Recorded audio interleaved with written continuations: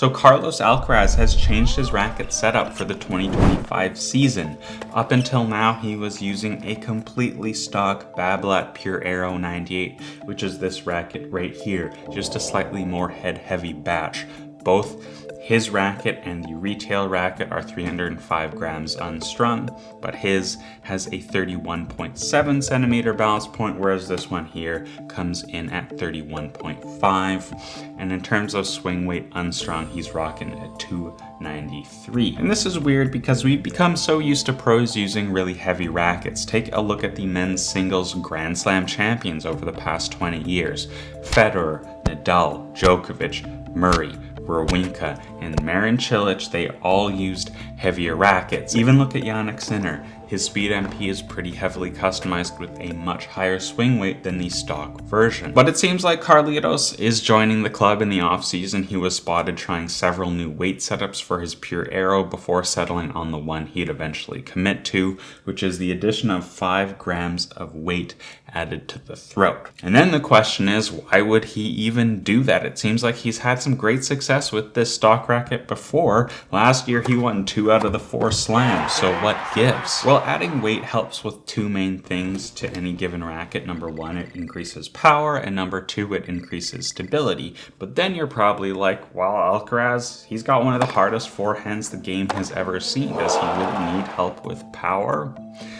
Well, I think we can analyze the weight placement to learn a little more. So anytime you add weight to a racket, you're changing 2 things about that racket: how it interacts with the ball on contact, but also how it swings. Basically, the further you place the weight away from your swinging hand, so further away would be up here, the more you're going to change both of those aspects. For example, take this 5 grams Alcaraz added and add it to the tip of the racket instead. This would completely change how the racket swings, increasing the balance point to 32.3 centimeters and bumping that swing weight all the way up to 310.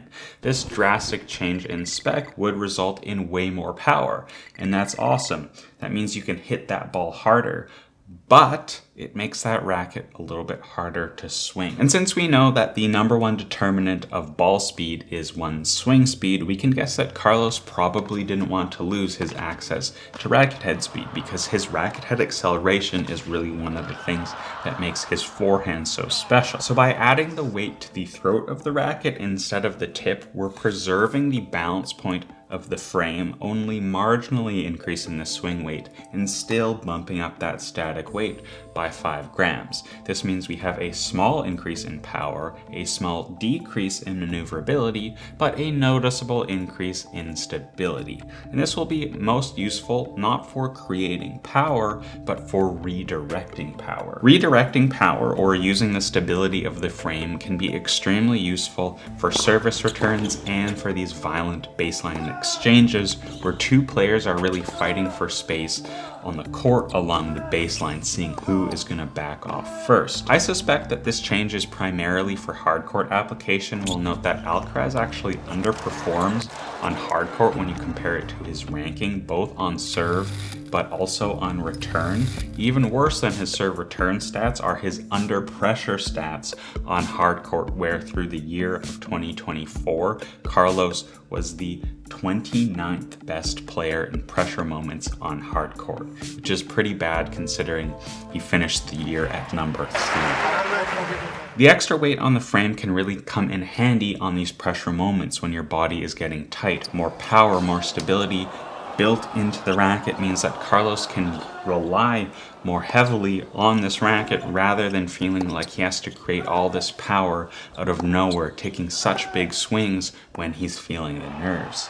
For example, take a look at how Djokovic handles pressure points compared to Carlos. Djokovic plays the margin. He plays consistently, and he plays well within his abilities unless he's pushed, whereas Carlos kind of plays like a stabbed rat. So if you want to try Carlos's spec on your own Pure Aero 98, how do you do it? Well, it's pretty easy. You can just slap some lead, 5 grams to the throat of your Pure Aero 98. But if your luck is anything like mine, you probably got a little bit off spec with your Pure Aero.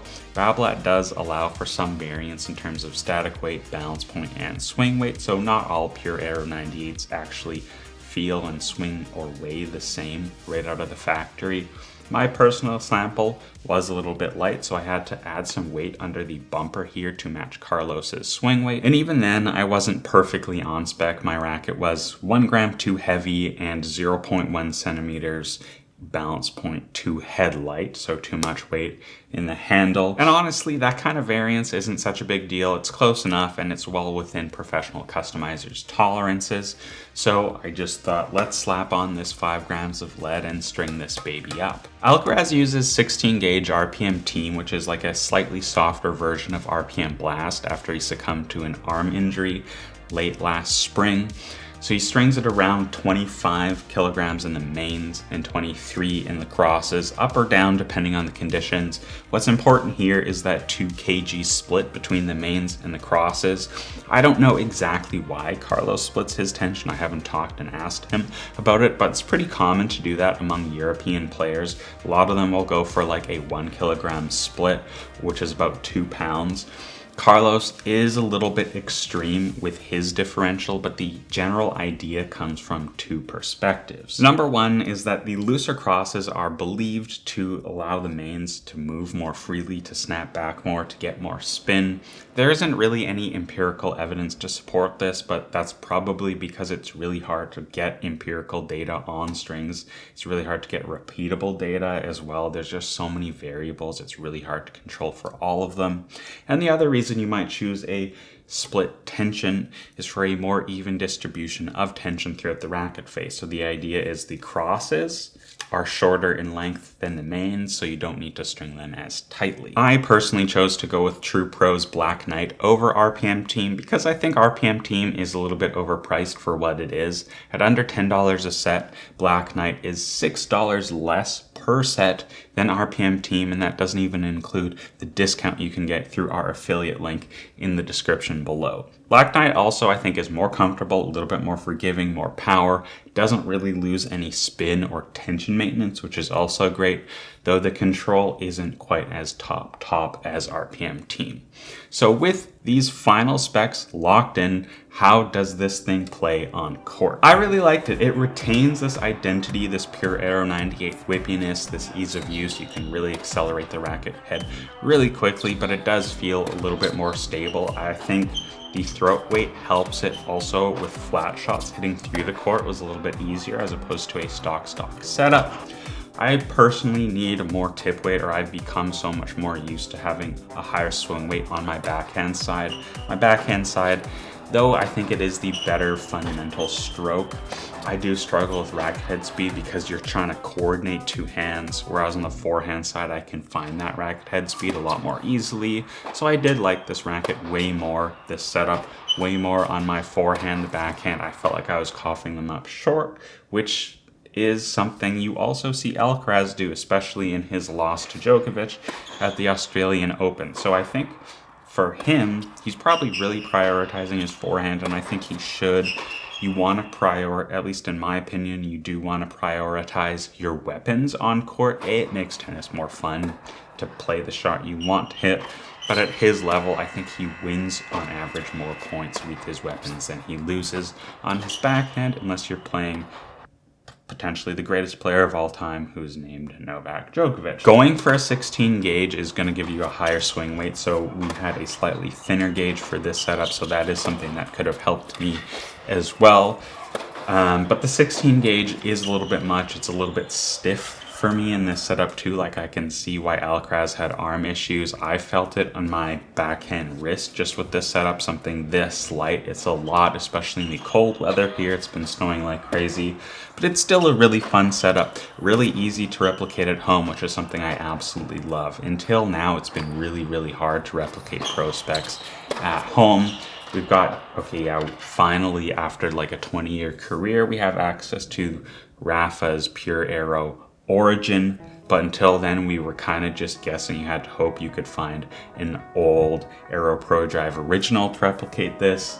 This is something that's just off the shelf. They're easy to find. They're everywhere. You probably have one at home because this is one of the best-selling